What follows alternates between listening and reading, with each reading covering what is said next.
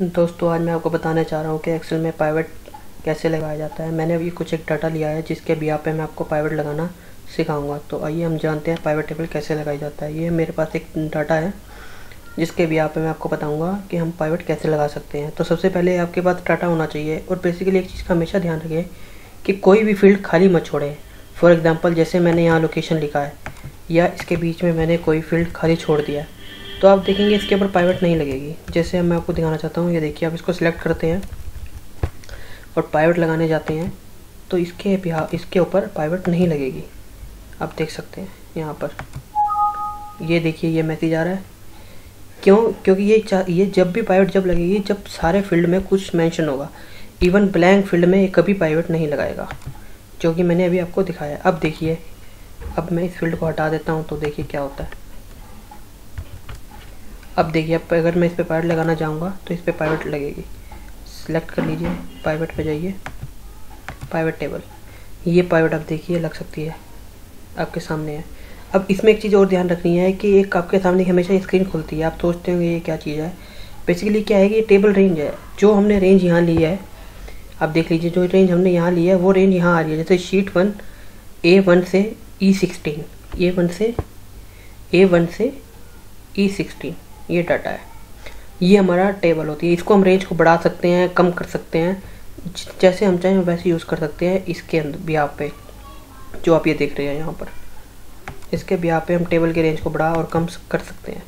और आप नीचे देखोगे user external data source. Basically अगर मैं इसके ऊपर सेलेक्ट करता हूँ तो ये कहेगा कि अगर आपको कोई एक्सटर्नल, जैसे आपके कोई बाहर से कोई डाटा है, कोई फाइल है या कंप्यूटर के अंदर कोई फाइल है जिसके ऊपर आप पाइवट लगाना चाहते हैं तो आप इसको यहाँ पर वो सिलेक्ट कर सकते हैं। बट अभी हम इसके ऊपर ही लगा रहे हैं जो कि हमारा डाटा है, तो आप इसको ही सिलेक्ट करना, सिलेक्ट अ टेबल। और नॉर्मली इसी में ही होता है, जिस टेबल का हम डाटा लगाते हैं उसी टेबल को ओपन करते हैं और उसी एक्सेल शीट को ओपन करके ही हम फंक्शन लगाते हैं पाइवट का। एक नीचे आप ऑप्शन देख रहे होगे न्यू वर्कशीट और एक्सिस्टिंग वर्कशीट। तो न्यू वर्कशीट ये होती है कि अगर आप इस डाटा को कहीं नई वर्कशीट पर लाना चाहते हैं, जैसे कि शीट 1, शीट 2, शीट 3। और एग्जिस्टिंग वर्कशीट के आप कहीं इसी लोकेशन में लाना चाहते हैं पर लोकेशन कोई और होनी चाहिए। जो भी आप लोकेशन सेलेक्ट करेंगे यहाँ पर वो आ जाएगी। बट नॉर्मली अगर मैं आपको ये सलाह दूंगा कि आप न्यू वर्कशीट में ही रखें, जिससे आपका पिछला डाटा या कोई और एक्सेल शीट है तो वो ना हिले। इसके बाद आप ओके कर लीजिए। अब दोस्तों देख रहे होंगे आपके सामने ये स्क्रीन खुली है जिस पे पाइवट 1 है और यहाँ ये डाटा है। तो आपको कई बार लगता होगा कि ये चीज़ कैसी है और इसको हमने कहाँ कौन से फील्ड में कैसे अपडेट करना है। इसके अंदर ऑप्शन होता है, एक तो होता है डिफर्ड लेआउट, कि आप इस पर क्लिक करो और डिफर लेआउट होके अपडेट होके आ जाएगा, जैसे कि यहाँ हो रहा है। बट मैं यही कहूँगा कि आप इसके बजाय आप अपने हिसाब से, जैसे अब मेरे को ये देखना है कि लोकेशन वाइज मेरे को डाटा देखना है, मैं क्या करूँगा कि इसके रो टेबल में लोकेशन डाल दूंगा, जैसे कि आप यहाँ पे साइड पे देख सकते हैं। अब मेरे को ये चाहिए कि पर लोकेशन में अमाउंट वैल्यू कितनी आ रही है। आपने देखा कि चेन्नई में टोटल 63,000, दिल्ली में 51, कोलकाता में 69, मुंबई में 57 और सोनीपत में 45,000। पर मेरे को ये चाहिए कि लोकेशन में एम्प्लॉय की काउंटिंग कितनी है, ना कि अमाउंट। तो मैं क्या करूँगा कि वैल्यू सेटिंग में जाकर सम की जगह मैं इसको काउंट भी कर सकता हूँ, एवरेज भी कर सकता हूँ, मैक्सिमम भी कर सकता हूँ, मिनिमम भी कर सकता हूँ। जो मेरे को फॉर्मूला इसमें से चाहिए मैं वो उठा सकता हूँ। अगर मैं यहाँ चाहता हूँ अमाउंट की जगह काउंट आ जाए तो यहाँ काउंट आ जाएगा। देख लीजिए कि चेन्नई में 3 है, दिल्ली में 2 है, कोलकाता में 1, मुंबई में 3, सोनीपत में 3, कोलकाता में भी 3। अब एक चीज़ और ध्यान रखने की है, अगर आप चाहते हैं कि इसके साथ साथ मेरे को एम्प्लॉय का नाम भी चाहिए और एम्प्लॉय कोड भी चाहिए, वो कैसे आएगा, वो देखिए वो ऐसे आएगा।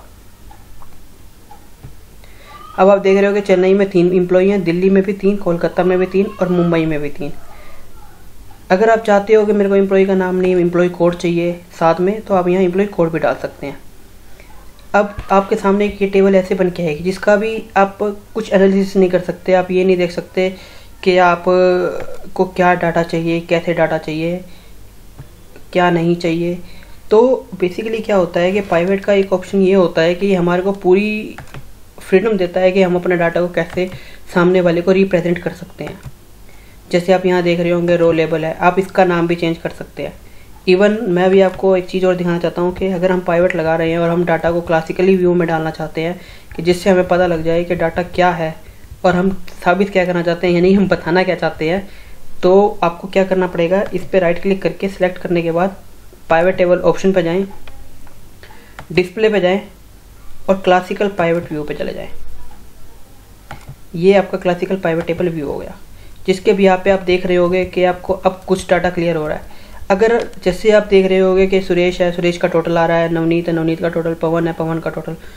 हम ये चाहते हैं कि हमें सबका टोटल नहीं चाहिए, हमें सिर्फ एक टोटल नॉर्मल चाहिए, जैसे चेन्नई में टोटल कितना है। तो हम इसको भी हटा सकते हैं। कैसे, मैं दिखाता हूँ। इस पर राइट क्लिक करें, पाइवट टेबल ऑप्शन पर जाएं, टोटल्स एंड फिल्टर आ रहा है, शो ग्रांड टोटल आ रहा है और show grand total for column.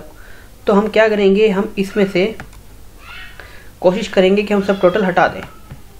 जैसे कि अगर मैं इसको सिलेक्ट करता हूँ और इसको भी हटा देता हूँ, तो शो ग्रांड टोटल ये आएगा हमारे पास for row not a column, sorry for the column not for a row. जैसे कि अब आप देख रहे होगे कि आपको नीचे टोटल नहीं दिख रहा, हर बंदे का एक एक टोटल आ रहा है यहाँ पे। आप इसको हटाना चाहो तो यहाँ से भी हटा सकते हो, रिमूव करके। सब टोटल पर क्लिक करो, सब टोटल हट जाएगा, जिससे आप देख सकते हो। अब एक पाइवट टेबल क्यों बनाई जाती है, इसका क्या बेनिफिट है? सबसे बड़ा बेनिफिट तो इसका एक यही है कि अगर हम किसी का डाटा चेक करना चाहते हैं, फॉर एग्जांपल जैसे मेरे को चेन्नई का ही एंट्री चेक करनी है, तो मुझे मेन शीट पर जाने की ज़रूरत नहीं है या किसी और शीट पर जाने की ज़रूरत नहीं है। मैं यहीं से बैठे बैठे उसको चेक कर सकता हूँ। वो कैसे कि मैं जो आप चेन्नई का टोटल देख रहे हो, अगर मैं इस पर डबल क्लिक करता हूँ तो ये फाइल ऐसे खुल के आ जाएगी आपके सामने, जिससे आप इजीली चेक कर सकते हो कि चेन्नई का डाटा कितना है। ऐसे ही अगर मान लो मेरे को दिल्ली का देखना है तो मैं दिल्ली का भी देख सकता हूँ। इसी प्रकार अगर मैं किसी और फील्ड का डाटा देखना चाहता हूँ, मैं चाहता हूँ कि मेरे को सिंगल टोटल का ही दिख जाए, ग्रैंड टोटल में 15 है तो इसका कैसे दिखेगा, इसका आपके सामने ऐसे डाटा दिख जाएगा। ये देख लीजिए, ये सॉर्टिंग ऑटोमेटिकली करके दे रहा है आपको। इसी तरह अगर आपको पाइवट का, ये तो मैंने आपको बेसिक बताया है कि पाइवट का बेसिक क्या है।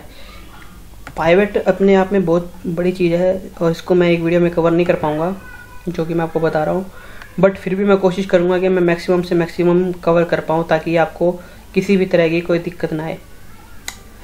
एक तो इसमें मैंने आपको बताया कि पाइवट में कैसे हम डाटा चेक कर सकते हैं, कैसे हम डाटा मॉडिफाई कर सकते हैं, कि मेरे को लोकेशन चाहिए तो लोकेशन, एम्प्लॉय कोड चाहिए तो एम्प्लॉय कोड, एम्प्लॉय नेम चाहिए तो एम्प्लॉय नेम, पर डाटा, पर पीरियड, काउंट, इफ़। हम इसमें बेसिकली सारे फंक्शन लगा सकते हैं जो हमें चाहिए। पाइवट का सबसे बड़ा बेनिफिट यही है कि इसके भी यहाँ पे हम पाइवट टेबल के साथ साथ पाइवट चार्ट भी बना सकते हैं, बट अभी मैं आपको इस वीडियो में सिर्फ पाइवट के बेसिक फंडा ही बताऊँगा।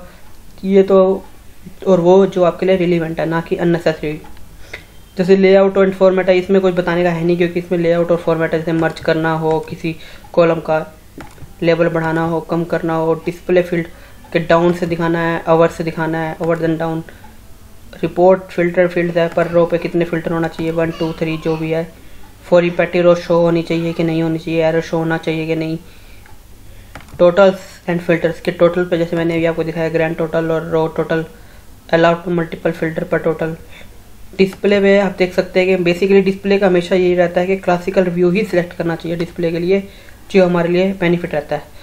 बेसिकली फील्ड सॉर्ट है, हम sorting to A to Z भी कर सकते हैं। जैसे मैंने अगर इसको A to Z यहाँ किया है सॉर्टिंग, तो आप यहाँ देखोगे तो सारा A to Z ही आ रहा है, देख लीजिए।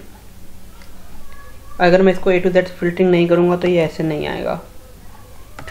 पाइवट टेबल का एक बेनिफिट जो है मेन यही है कि अगर हम इसको देखना चाहते हैं तो हमें हमेशा क्लासिकल व्यू ही रखना चाहिए।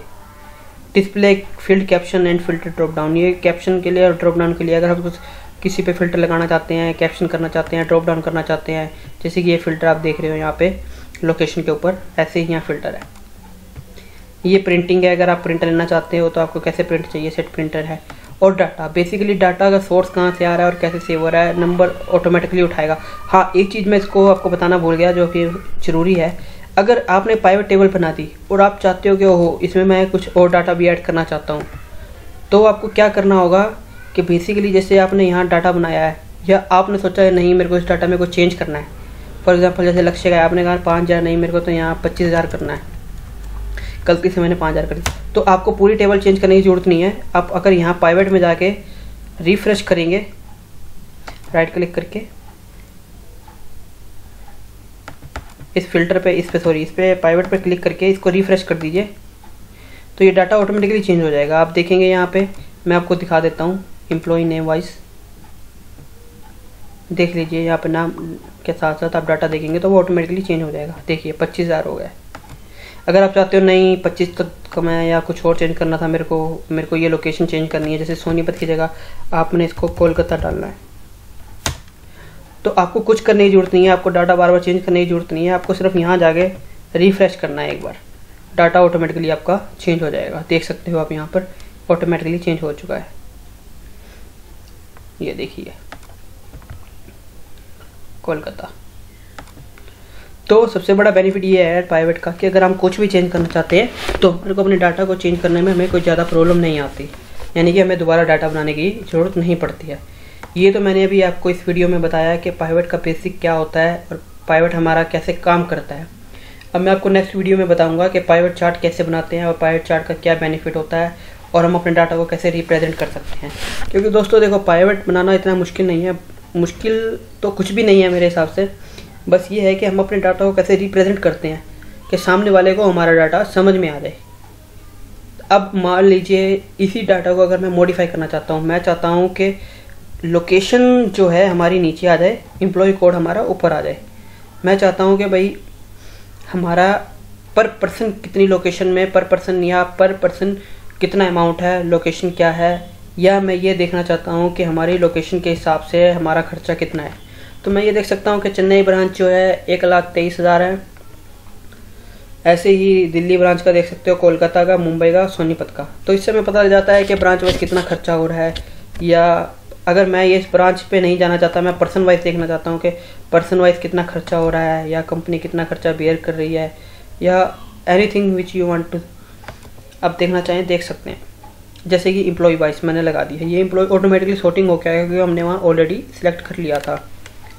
तो इसमें हम देखना चाहते हैं कि अगर एक बेनिफिट ये है कि हम डाटा को भी क्लिक करके देख सकते हैं कि ये डाटा का बैकग्राउंड कहाँ से है, सोर्स ऑफ डाटा कहाँ से आ रहा है, जैसे कि इसमें देखा। दूसरी चीज़, पाइवेट के अंदर हम डुप्लीकेट भी चेक कर सकते हैं। अब आप पूछोगे डुप्लीकेट पाइवेट के अंदर कैसे चेक हो सकता है, तो दोस्तों ये वेरी सिंपल। पाइवेट के अंदर डुप्लीकेट चेक होने का बहुत ही सिंपल तरीका ये है कि फॉर एग्जांपल जैसे मैं अभी आपको डाटा चेंज करके दिखा देता हूँ एक बारी, उससे आपको क्लियर हो जाएगा। जैसे हमने मान लो ये लास्ट एंट्री है, डबल कर दी, ठीक है। अब यहाँ तो ये डबल आ गई। अब हम चाहते हैं कि इसको चेक कैसे करें कि ये एंट्री डबल है कि नहीं है। तो फर्स्ट ऑफ ऑल हम डाटा को, जो कि अभी आपने डाटा का रेंज जो हमने देखा था, वो हमने रेंज जो सिलेक्ट किया था कम ही किया था। तो मैं आपको दिखा देता हूँ दोबारा से। जो हमारा ये पाइवेट है, इसका ऐड फील्ड,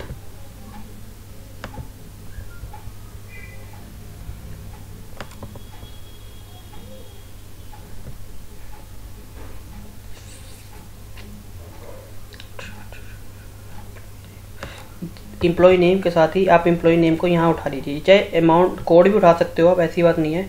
जो आपको डबल चेक करना है तो ये आपको डबल चेक करके दिखाएगा। जैसे कि अभी हमारा डाटा की जो हमने सिलेक्शन करी थी, कम करी थी, तो मैं आपको यहीं से दिखा देता हूँ। फॉर एग्जांपल अब देखो, फॉर एग्जांपल मैं आपको दिखाना चाहता हूँ कि ये अगर मान लो एंट्री हमारी डुप्लीकेट हुई है यहाँ पे। अब हमें ये चेक करना है कि ये एंट्री हमारी डुप्लीकेट है या नहीं है। तो जैसे पहले मैंने आपको बताया था, रिफ्रेश कर लीजिए, तो आपको यहाँ से पता लग जाएगा। जैसे अगर हमारे को पता है कि हमारे पास हर एम्प्लॉय की एक एक एंट्री है, पर यहाँ आप देख रहे हो कि यहाँ 2 आ रहा है, तो इससे भी आपको पता लग जाएगा इस बंदे की 2 आ रहा है, तो यानी कि डबल एंट्री। आप इस पर डबल क्लिक करके भी चेक कर सकते हो कि ये डुप्लीकेट है, और इसका आप पूरी डिटेल के साथ देख सकते हो कि ये डुप्लीकेट है। तो आज के लिए इतना काफ़ी है मेरे दोस्तों। अगर आपको अगली वीडियो में मैं दिखाऊंगा कि पाइवेट चार्ट कैसे बनाया जाता है और पाइवेट टेबल में एडवांस फंक्शंस कैसे काम करते हैं। Thank you for watching my video. Thank you very much.